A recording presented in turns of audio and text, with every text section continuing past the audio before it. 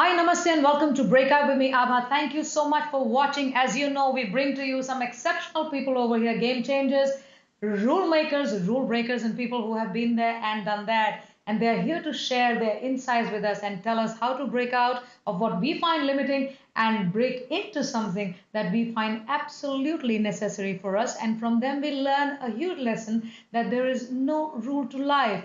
There's only one rule to life, and that is that there are no rules to life. We just make them up all on the way. And my guest today is a leadership and cultural advocate, if I can say so. She's devoted to helping people show up and bring their best selves to the table in order to create a significant and positive impact in their lives. The creator and founder of the IEP method, that is the intentional energetic presence, an advisor and thinking partner to leaders in organizations around the world, the author of the fantastic book Contagious Culture, Show Up, Set the Tone, and Intentionally Create an Organization That Thrives. Please welcome Anese Cavanaugh. Anese, how are you? I am wonderful. Thank you. How are you? I am doing good. I'm doing great. So, See that. Anese, I'm so glad you're here, and thank you so much for your time. This is early in the morning for you, so thank you for making time. I'm glad that you could make it. My pleasure. I want to talk to you about IEP. You know, you've put this whole thing together to enable people to gain greater access to who they are as people and create the right kind of impact anywhere they are. So let us know about what it is, and I'm going to take you through the deeper questions about what presence and intention, creating intention means.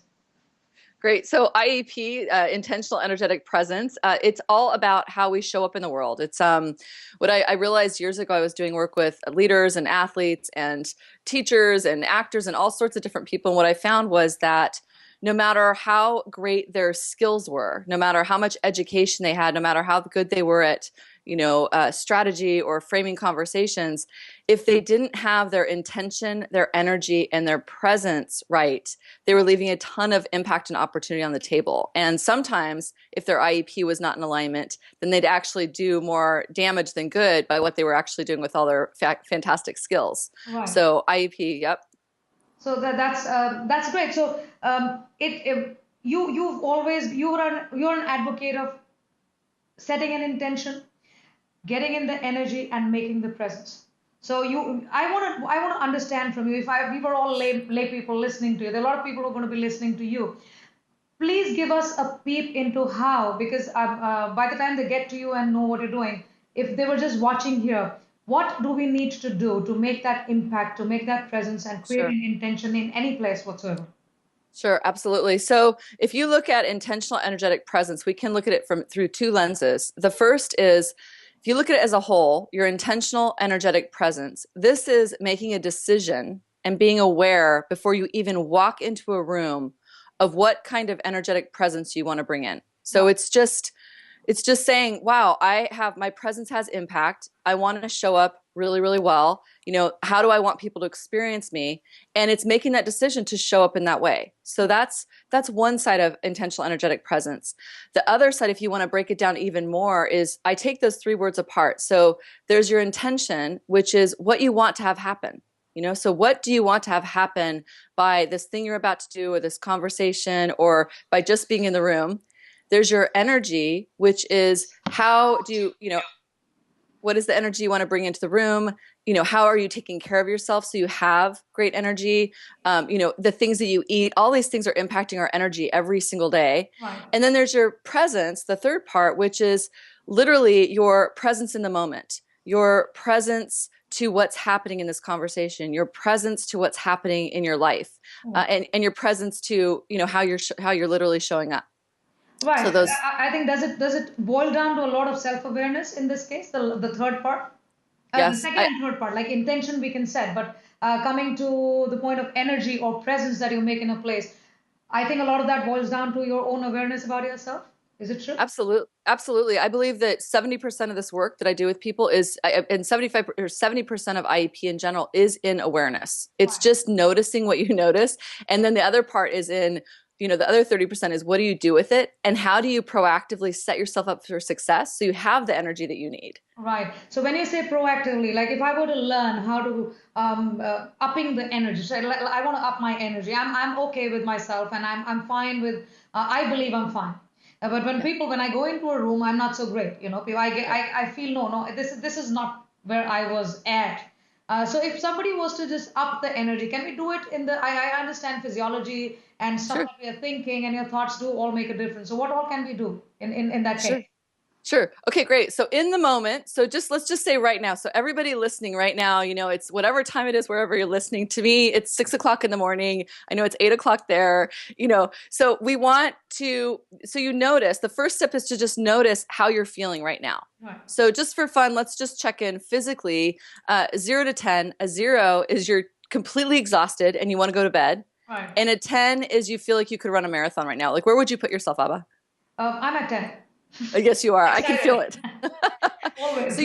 So you look at your physical energy. You just notice what it's at. So some people are going to say, "Oh, it's a 4." Maybe someone's like, "Oh, it's a -5. I'm exhausted." Right. Wherever you're at is perfectly fine. It's just noticing it and being aware of where you're at and how that's impacting your mental and your physical state. Right. Then the second place we could check in really quick is your mental energy. So a 0 is your body's right here, but mentally you're not present. You're thinking about what you have to do later. You're stressed out about something that happened earlier. You're not in the right frame to be present. Right. And a 10 is you're hanging on every single word. You are so present to what's happening right now that you are here. Right. So where would you put yourself, 0 to 10? I would say at the moment I would be at 8 or something, 7, 8. 8 or 10. Okay, great. So then what you do is you take, if that number's not where you want it to be, you look at what is the littlest thing that you need to do to make yourself even more present. Right. So a lot of times it's, oh, I need to write myself a note to remember to do this thing later. Or, oh, I'm in a state of judgment right now, or I'm just not present. I need to actually get more curious. Right. And so mentally speaking, our presence is having an impact. Right. And then the third piece to look at is your vibrational presence, which is what is the energy you're bringing into that room? Right. And I always do vibrational last because the mental and the physical have such a great impact on that if you can be aware of that, it's almost an instant shifter. So, the 0, we've all either been the 0 or been in a room with a guy that's a 0. The 0 is the guy that's, or the woman that's just completely, their energy is so low that they walk in and you go, oh, or they're sitting in the front row of your meeting and they've got their arms crossed and their brows furrowed and it just feels horrible to have them in the room. That's the 0.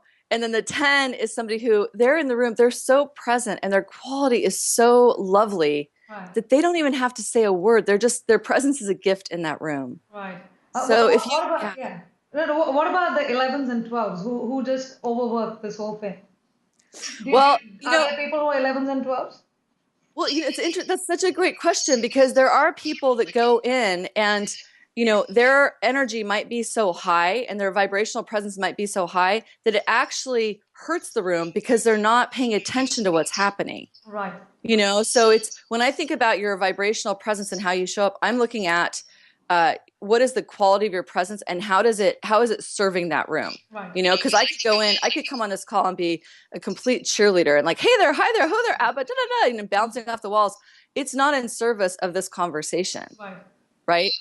Just as if I were to come in and the whole time we talk, I've got my arms crossed, and I'm like leaning on my arms and like that's not in service. So what is the most authentic way for me to show up that has me be fully present and a contribution to this conversation? And that's what we're looking for. That's a decision that we get to make. Right. That's a great point because I in my work I meet a lot of people. I do a lot of seminars myself, and I meet people who want to make a presence, who want to make their presence felt. So I have spoken with people who come and say, no, I can just take over the room, which is where I think there's the point that you just made about serving the room. Are you there to take over the room, or are you there to be in part of something or participate in something? So I think a lot of it goes out to all the people who are watching that please remember that it's not so much about you per se, but it's your presence in the room, whether you Right. can serve that place in the manner that you're supposed to, in the best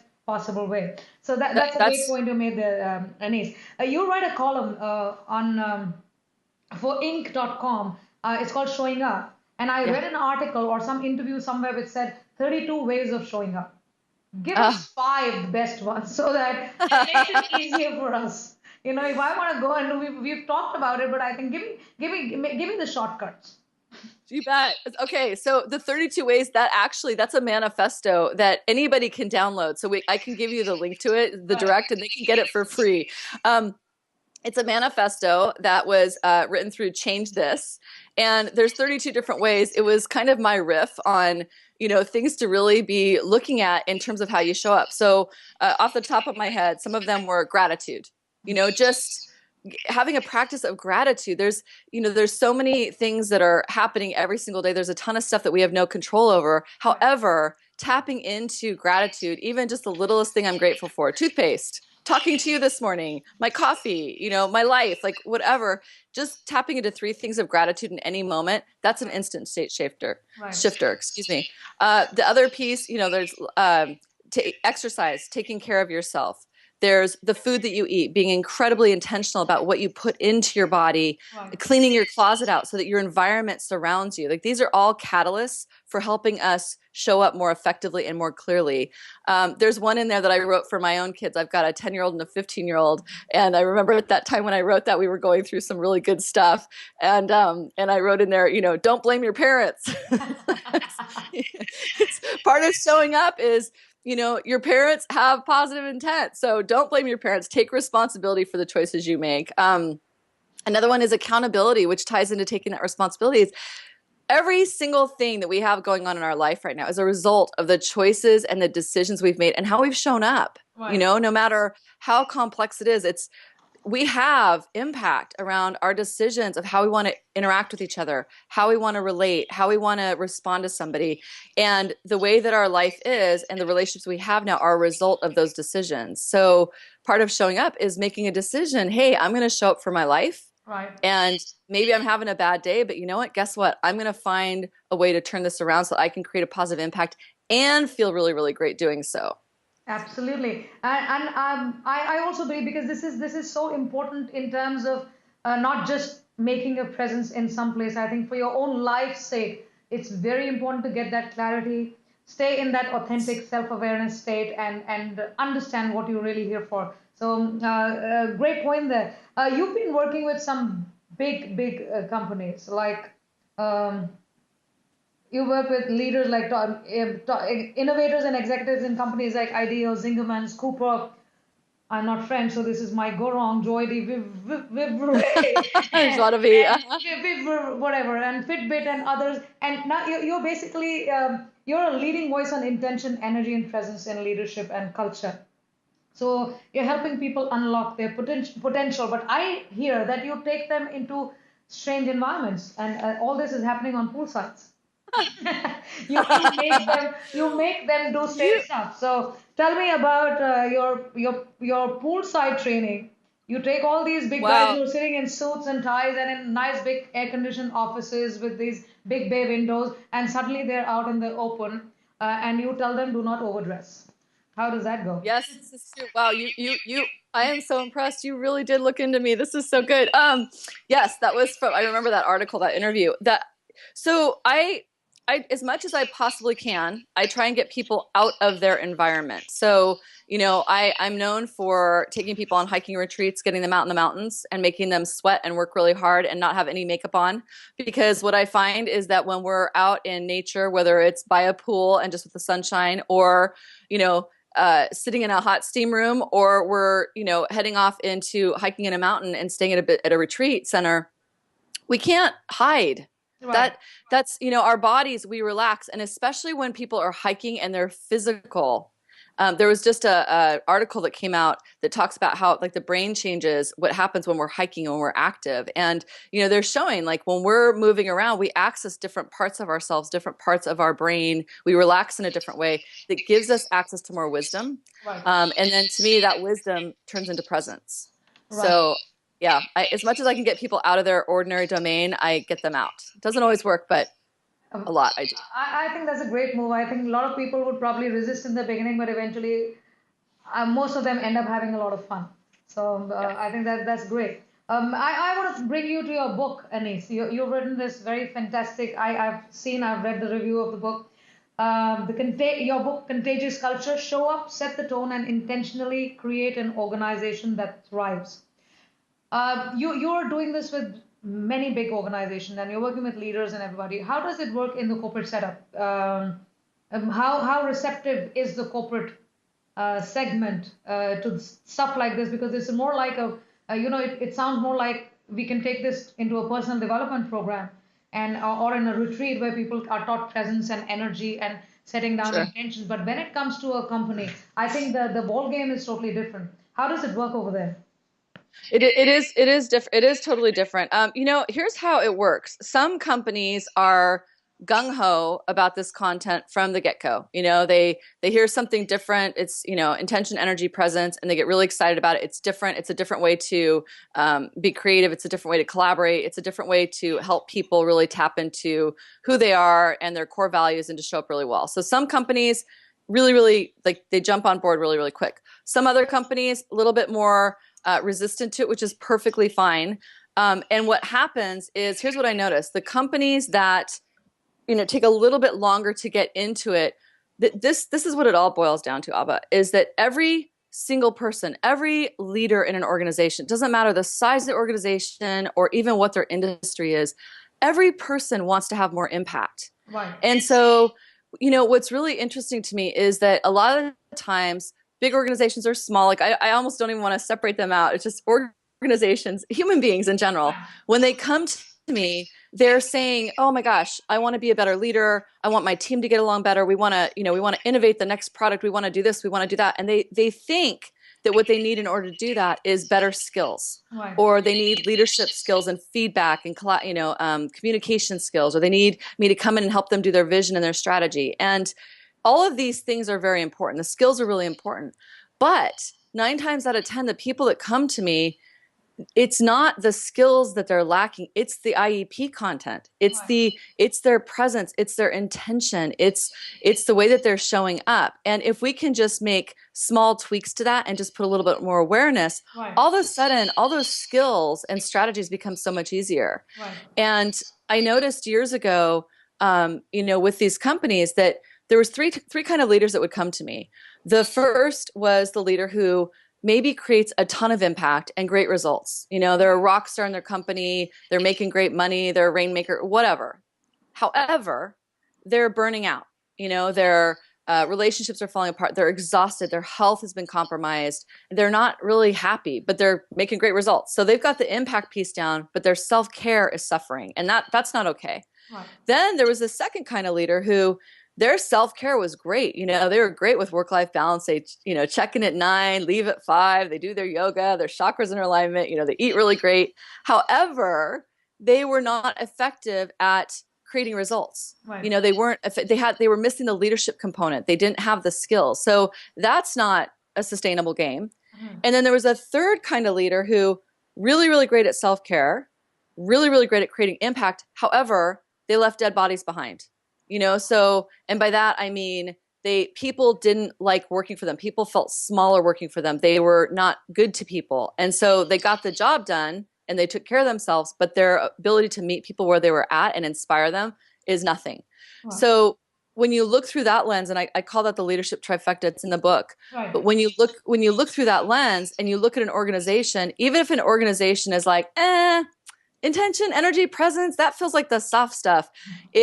If I can have the conversation with them where we start to talk about what is the impact they want to have and what is the culture they have around showing up, right, then all of a sudden they start to see like, ooh, it's not the skills and the competencies, it's actually how people are showing up. And the secret sauce is that IEP content. And then it helps it helps bring it in a little bit more. Right, right. So you are an expert at building these creative leaders and unlock that potential. How, you mentioned about conversations with these people. How open are they to honest, being honest? Because in a corporate setup or an environment, people hold back a lot of themselves. So Absolutely. how do you pierce through that space? Yeah. Is Yeah. there resistance? Is there people who are reluctant to share who they are, what they are, and are they willing to admit that this is probably where they are, probably Yeah. lacking? Yeah. Yeah. It's such a, it's such a good point.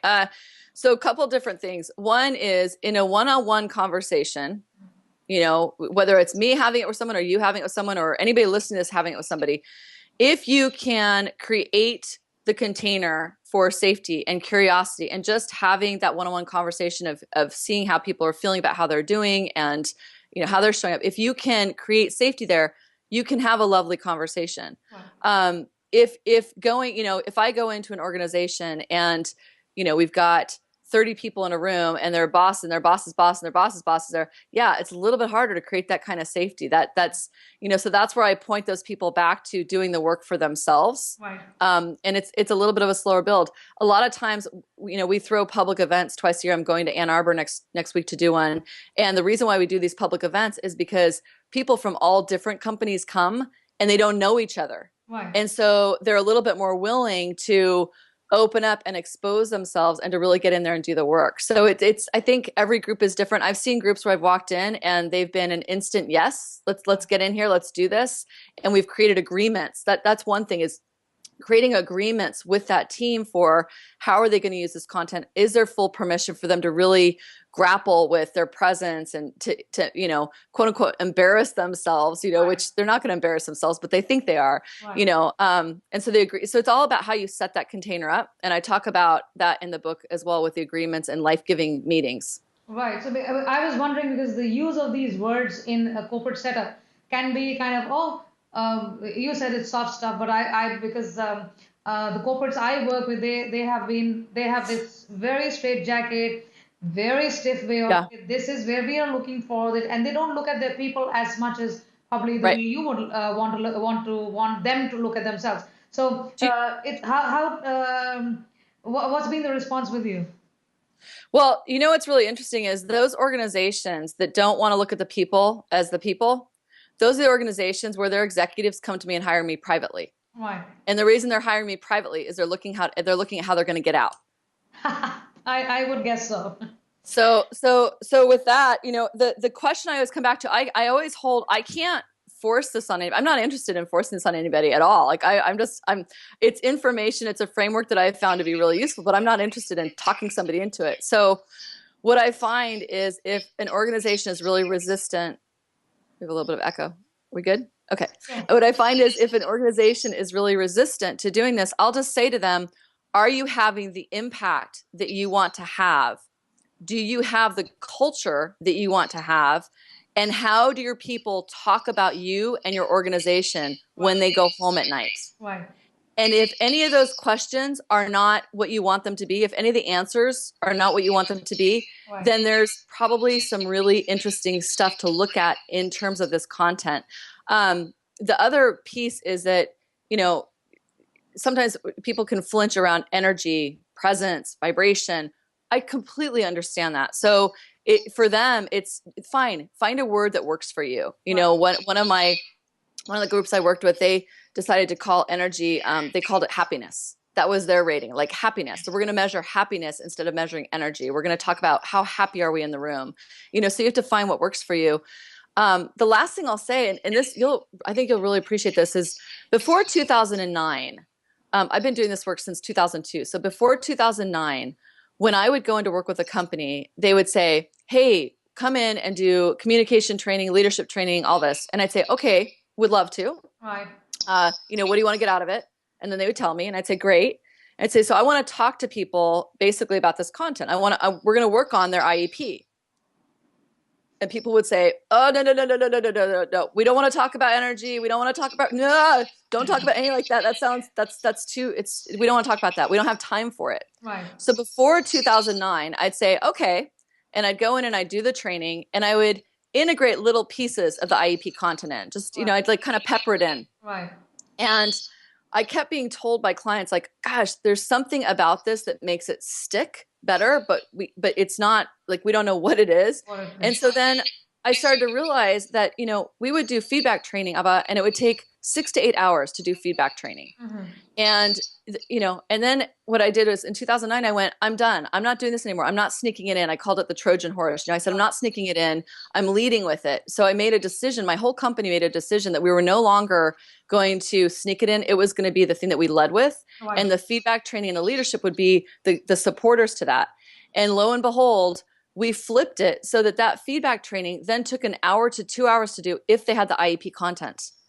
So by switching it over, because then they knew what their intention was. They knew how they were showing up. They knew how to do this so that when they did their feedback skills, it came across more appropriately. And we didn't have to clean up as many dead bodies, which is why the training took 6 to 8 hours originally, because people weren't clear on how they were showing up. So they were giving horrible feedback. Right. So, I think that's it's a starting point, if I can say so, because how people show up, how they are present, what they're doing, and what they come in for is the key thing that we learn all the time. And if you put words to it, you put like a great way to look at it, which is very nice. And but I have a question here, because whenever people are in a room or whenever they are there anywhere, there is an impact that they're creating, whether intentional or unintentional. So absolutely. In the COVID setup, does it have a cost to the company if they do not understand what you're talking about in terms of showing up and creating an impact? Absolutely. Absolutely. In fact, there's a chapter in the book that I give a model for figuring out what is the cost of negative energy in your organization. And a really simple example I give in there, and this is just a team of 8, but imagine if this is rampant in your organization, which I guarantee you it is. It's, here's the beauty, just as a little side note. All of this is very easily integratable.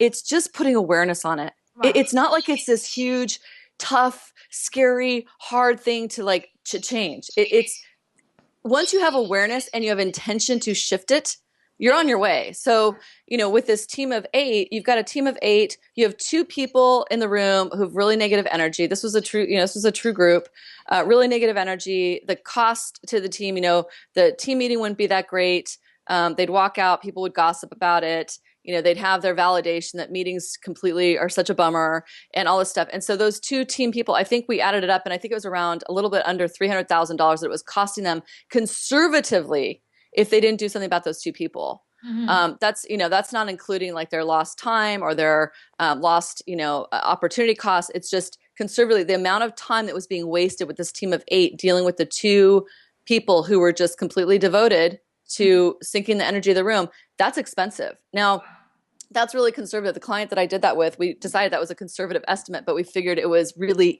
an easy way to show people like how significant that can be. So yeah, it's costing, I think bad energy, negative IEP is costing us billions and billions and billions of dollars. I really do. I believe you, because this is so rampant, and it's important because people do not see it that way. No, it's important to sort of figure what it's doing to your bottom line, if not bottom line, to the cost that it is causing to you and your company in terms of time or energy or effort or results. And I just want to add to that. I get it why people don't see it. I get it. Mm-hmm. I get it why we don't. And here's the thing: it's busyness. We've gotten so busy. We've gotten so doggone busy with everything that we're not having the time to take a step back and look at, how am I feeling? That's why I do the physical energy check at the beginning of this call. How am I feeling? And what is the impact I'm having? And am I creating the environment I want to create? We just get so busy, whether we're individuals, teams, organizations, parents, whoever, right, that if we can just give ourselves the gift to sit back, take a breath, and kind of go, whoa, what's here now? That's magic. And then you can make the changes. So I really understand when people are like, I don't have time for presence. And I go, you don't have time not to have presence. You have presence no matter what. You're having an impact no matter what. You might as well decide what it's going to be. Yeah, exactly. And I think all presence, all energy is so contagious. It's almost infectious. Either we have a positive infection or you're going to have a bad infection. So you make up your mind. What do you want to do about it? So you decide. You make busy sound very nice in one of your articles or book. You make busy sound beautiful. How do you do that? Well, I started to notice years ago that, and I'm sure you can relate. You started to nod and smile when we were talking about busy, but anybody that's listening to this has had the experience. If you ask somebody how they are and they go, "Oh, I'm so busy." And it's just, you can almost feel the life force leave your body. I have literally been chased down a grocery aisle with one of my kids' friends' moms telling me like how busy they were and how hard everything was. And I could, backing away and they're chasing me. So what I started to realize was that this language, it is killing us. Right. The language around busy begets more busy. And the reason why we use this word so much, I find, is it's a default. It's become the new fine.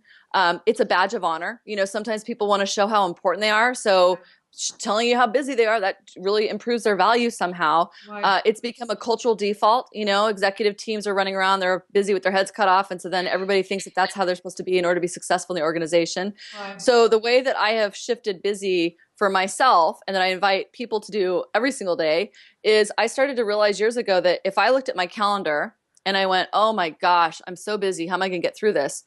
My day was kind of wrecked. My energy, my presence around it, my relationship to the day, and even the people on my calendar, it was heavy.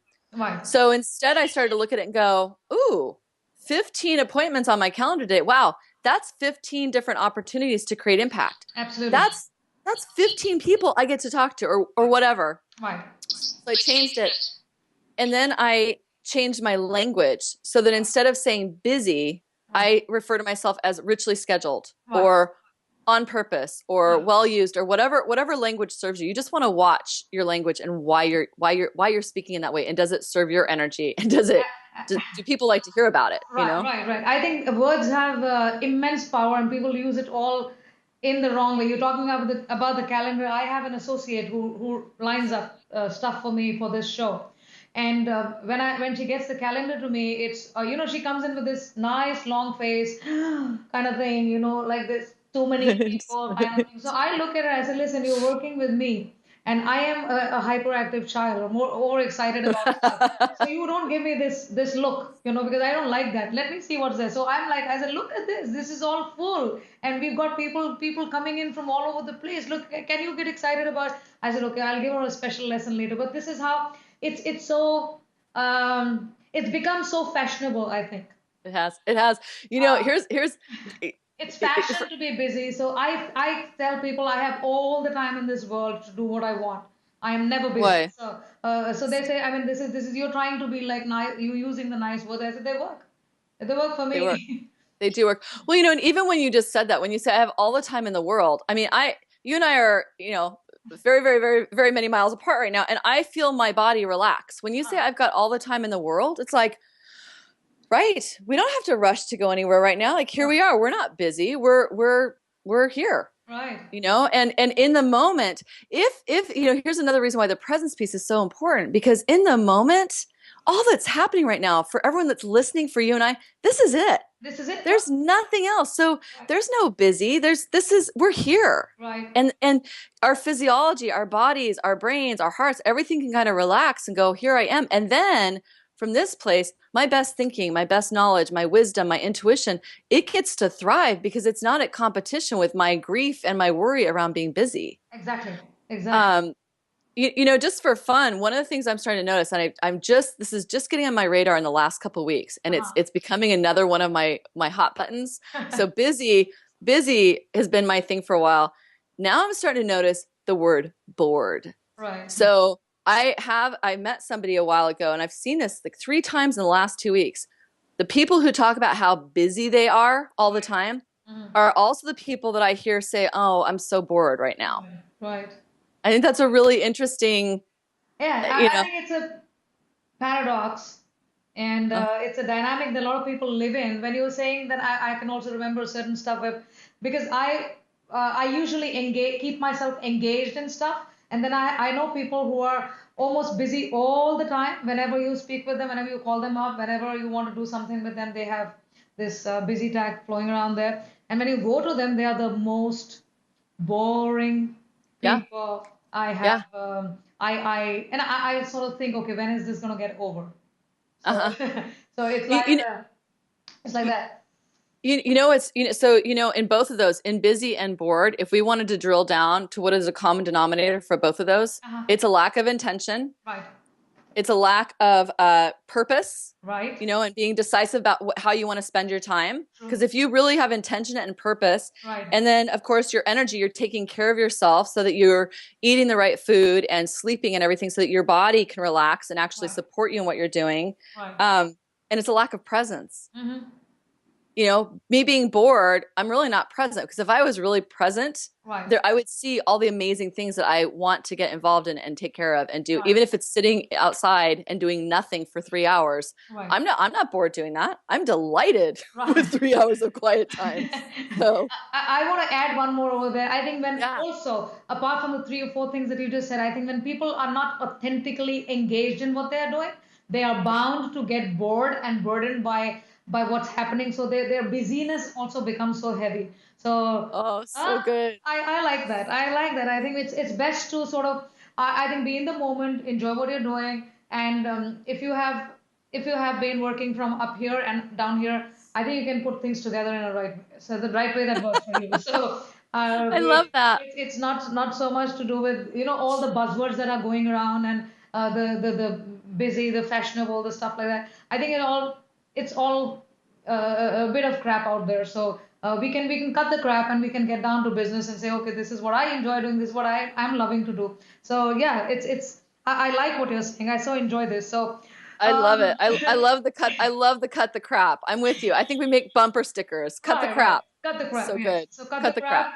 Hashtag Abha, hashtag Anese. Cut the crap. So I love it. Let's do it. So we'll do that, okay? But tell me about this whole culture thing that is now happening in companies. There's another buzzword that's doing rounds about company culture.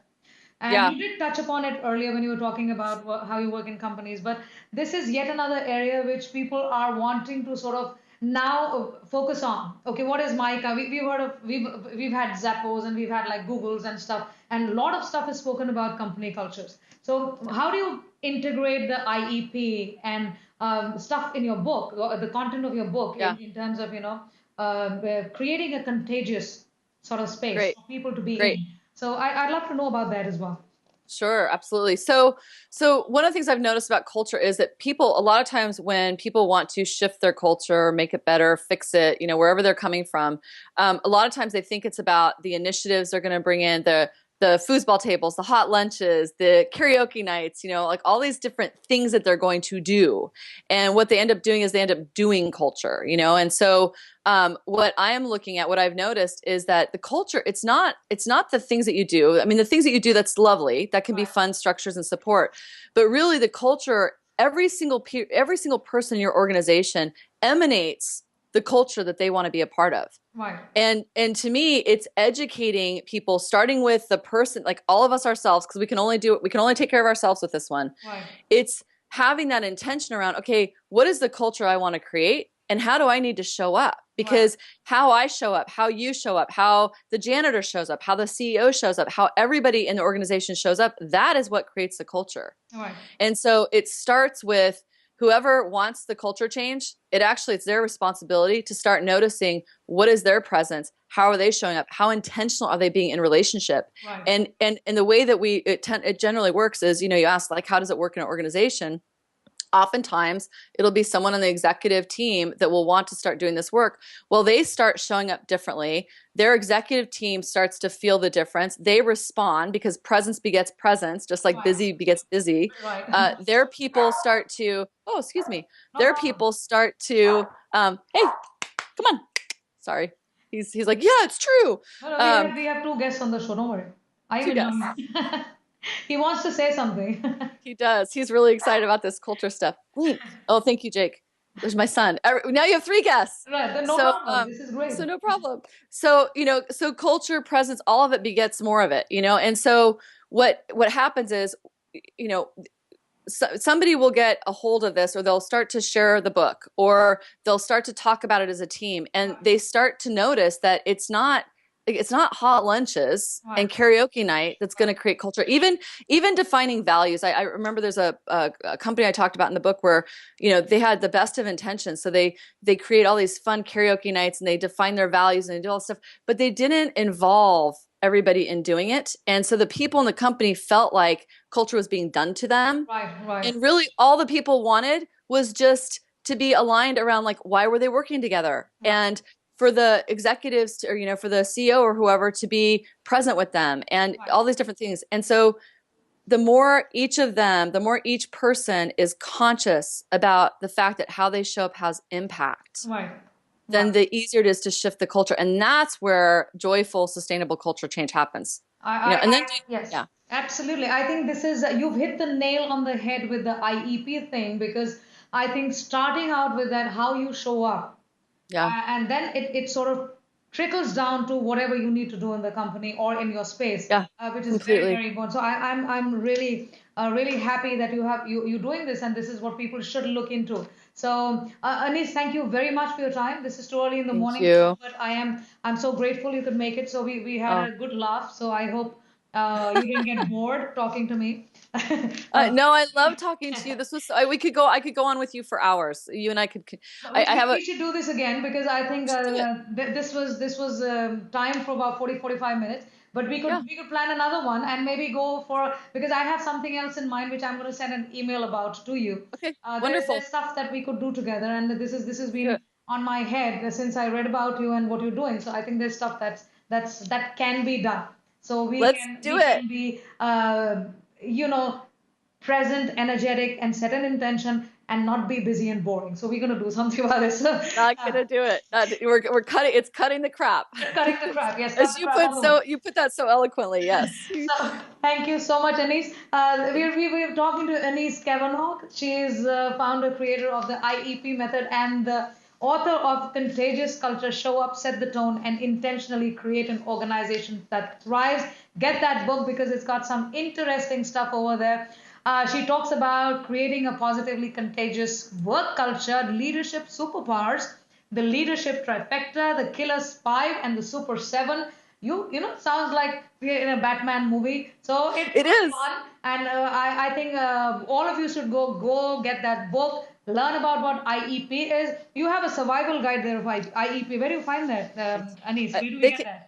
they can get that on our website. They can also get it on Amazon. But if they go to anesecavanaugh.com, you can put it in the show notes. They can find all sorts of stuff. And also, there's a fun secret page, which let's give your viewers. It's Right. iep.io. Uh-huh. So if they go to iep.io, that's going to open up a bunch of other resources. So That's right. definitely grab the book. Don't get busy. Have fun. It's Have fun. show up. It's a beautiful life. You got to make it, just Make the get in best there. of it, right? Make the best of Yeah. it wherever you are. So Go do. this is Anese Cavanaugh, and you can go find her at www.anesecavanaugh.com and go buy Woo! her book, Contagious Culture.